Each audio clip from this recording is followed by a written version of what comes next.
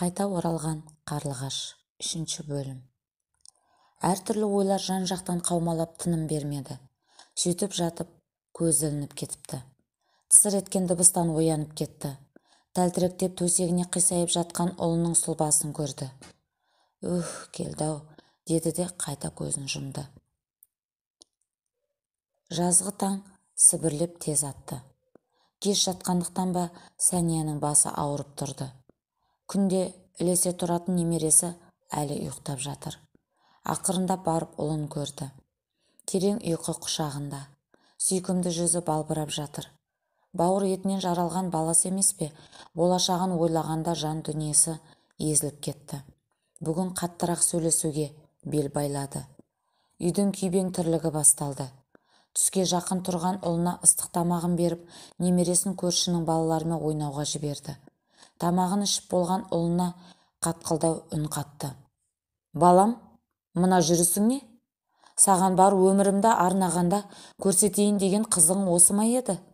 Ішуді неге дағы жиілеттің? Ержандармен отырып мас болып қалыппын, деп күміржіді ұлы. Сол достарың құртады сені, түбіңе жетеді. Оларға не? Тірлігін бітірсе болды, өздері тура сен сияқты мас болмаған шығар. Арақтың жақсылыққа әкелгенін көрмеппін. Қойсаңшы балам. Қоямын. Қашан? Мен өлгеннен кейін бе? Осылай іше берсең бала шағасын жинап келінде кетіп қалады ғой.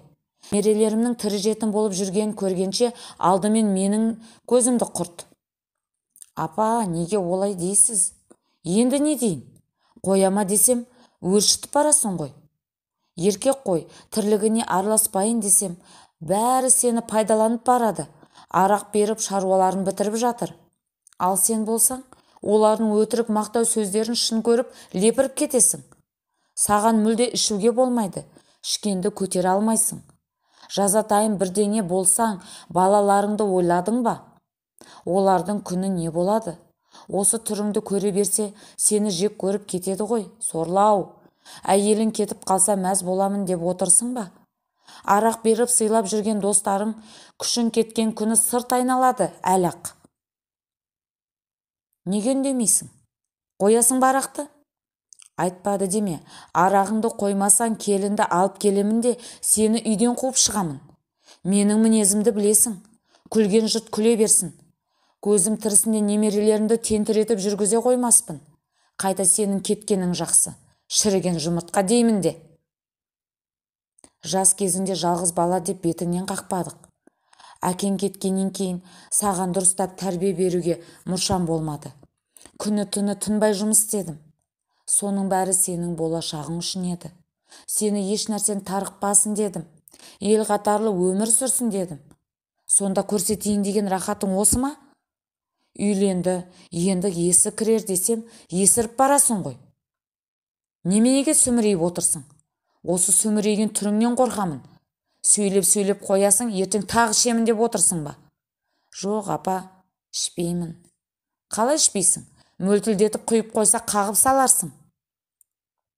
Жоқ, апа, ішпеймін. Өзім де шаршап кеттім. Гүлжан кетіп қалды. Мен жалғыз қалдым. Соны да ойлап, ішім өртеніп барады, деп кемсеңдей бастады. Тәйтәрі, көзіңнің жасын тый. Мен сені осындай ынжық етіп туып па едім? Еркек адам әйелге көз жасын көрсететін бе еді?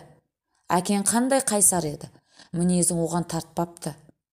Беліңді бусайшы, қолымен істегеніңді мойныңмен көтер. Қателеспейтін адам болмайды. Бірақ сол қателігіңді жөндей біл. Тағы айтамын, айтпады деме. Тағы ішетін болсаң, үйден қуып шығамын. Әйтпесе сені өлтіремін де, содан кейін өзімді өлтіремін. Апа, ондай жаман сөзді айтпаңызшы. Енді не істеймін? Күйдіріп біттің ғой. Арағыңды қоймасаң солай қойдырамын да. Басқа лажым жоқ. Жоқ, апа, қоямын, деп ұлы анасын құшақтай алды. Екеуі құшақтасқан күйі ұзақ жылады. Ішегі бар шерін тарқасы болғаннан кейін анасы тағы сөз бастады. Балам, арақты қоймасаң түбіңе жетеді. Үйіңде береке болмайды. Сый құрметтен айырыласың. Балаларың да сыйламайтын болады. Тіпті жек көріп кететін болады. Апа, айттым ғой, қоямын, ант ішемін, қоямын. Келінді қашан әкелесің? Түстен кейін барамын. Кеше хабарласқам, өзінің де кеткісі келіп отыр екен. Сізді де уайымдап жатыр. Бүгін келіп алып кет деді. Жаным-ау, ол да сені жақсы көреді. Ашумен кетерін кетіп алып сағынып жүр екен ғой, жарығым. Кешірек бар. Мастығың тарқасын, жуынып шайынып адам боп бар. Құдағиға сәлемдеме беріп жіберейін. Ол да қайбір жетісіп жүр дейсің. Момын жандар деп басына беруге болмайды.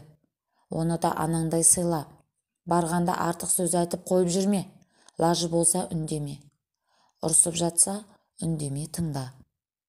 Мен кішкене дем алып алмасам, басым ауырып тұр. Кеше түнде дұрыс ұйықтай алмап едім. Үйге қара, ана баланы да қарайлап қой, деп анасы өз бөлмесіне кіріп кетті. Ішіп жүргенде Аңсардың өзінің де зығырданы қайнайтын. Арақтың түбі жақсылыққа апармайтынын да түсінетін. Бірақ алдында мөлтілдетіп құйып қойғанда өзін өзі ұстай алмай қалатыны бар. Қолының өз еркінен тыс стақанға қалай созылғанын білмей қалады. Енді ішпеймін деп өзін іште қанша рет қайраса да, ерік жігері еріксіз өз дегенін істетеді. Өткенде медреседе оқып, ауылдың имамы болып жүрген сыныптасы Берікті кездестірген. Аңсар, өзің қандай жақсы жігітсің. Қолдарыңда алтын, әйелің қандай жақсы адам. 3 перзентің бар. Анаңда сыйлы адамдардың бірі. Ал өзің ішіп жүрсің. Ішіп алсаң, адам танымастай өзгересің. Әрине, ішіп алып ешкімді ұрып соғып зәбір көрсетіп жатқан жоқсың. Тек өзіңді құртасың ғой. Қазір тегін арақ ішесің, кейін құнығып алғаннан соң сатып ішесің. Сонан соң бар тапқан тайынғаныңды араққа жұмсап ішесің. Бұл арақ деген бір бәлекет. Әзәзіл сияқты өзіне шақырып арбайды да тұрады. Ой, өзің арақ ішпегенде бөсіп тұрсың ғой, деп Аңсар мысқылдай күлген. Ия, ішкем. Білгеннен соң айтып тұрмын. Мен де әзер дегенде қойдым. Молда болып қойдым десеш? Ия, мені құтқарған имандылық. Ішіп алып жұрттың бәрін қырып жібере жаздаушы едің. Енді монтиып имам бола қалдың. Кімге ақыл айтып жарытасың? Ақылыңды сені бұрын білмейтіндерге айт, деп күлді. Ия, имандылыққа бет бұрғаннан кейін арақтан құтылдым. Алдымен Құран оқыдым. Тілім келмесе де кітапқа қарап ежіктеп оқыдым. Соның өзі маған күш берді.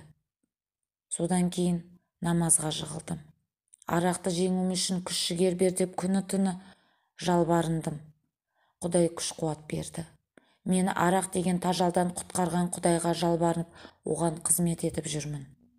Қош, Аңсар, ақымақ болма. Отбасың бар, анаң бар, жақсы әйелің бар, 3 перзентің бар. Құдайға шүкір де. Басыңдағы бағыңды бағала. Арақтың кесірінен бәрінен айырылып қалуың ғажап емес. Басымнан өткеннен кейін айтып отырмын. Сол залым Әзәзілдің соңында жүремін деп мен бәрінен айырылдым.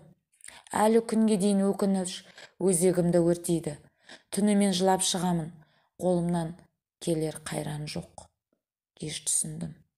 Сен де мен сияқты кешігіп қалмаса екен деймін, деді Берік даусы дірілдеп. Айтып тұрған рас. Берік тойдан ішіп шығып, көлік айдап келе жатып, жол апатына түсті. Көліктегі әйелі сол жерде тіл тартпай кетті. 2 жасар ұлы ауруханада көз жұмды. Өзіне еш нәрсе де болмады. Сол қайғылы оқиғадан кейін Берік арақ ішуін бірден тоқтатқан. Сонда, қойшы басымды қатырмай, деп қолын бір сілтеп кетіп қалған еді. Анасының жан айқайынан кейін Беріктің сөздері есіне түсті. Оның айтқандары құлаққа кіретін ақыл екен деп Берікпен тағы бір кеңесейін деп шешті. Сәния дем алып бөлмесіне шықты. Достармен айқайлай қоштасып дарбазадан кішкентай немересі кірді. Есік алдына шыққан кейуана зу етіп қораға ұшып кірген қос қарлығашты байқады. Жүрегі жарылардай қуанып кетті. Қарлығаштарды немересі деп байқапты. Әже, қарлығаштар оралды, алақай. Енді біздің үйде жақсылық болады, деп қолын шапалақтай әжесінің құшағына көмілді.